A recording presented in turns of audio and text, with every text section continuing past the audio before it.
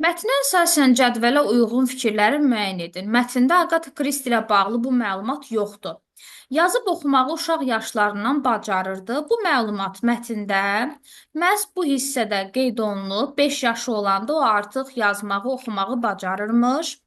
Ali təhsil alması həqiqətən də mətndə verilməyib. Sadəcə burada qeyd olunur ki, onu anası ifaçılığı öyrənmək üçün Parisə göndərir. Amma sırf ali təhsil alması ilə bağlı heç bir fakt olmadığına görə ikini seçirik. Arthur Conan Doyle-la görüşmüşdür. Xeyr, görüşməsi faktı yoxdur. Burada qeyd olunur ki, o Conan Doyle-un romanını oxumuşdu. Yəni romanı ilə tanış olmuşdu, özü ilə tanış olmamışdı. Deməli, 3-ü də seçirik.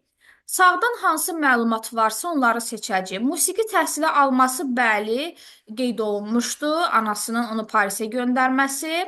Oxumağı anası öyrətmişdi. Mətndə elə bir fakt yoxdur. Burada qeyd olunur ki, o anasının himayəsində böyüyür. Amma sırf oxuyub yazmağı anasının öyrətməsi yazılmayıb. Deməli, cavabımız olacaq 2, 3 və 4.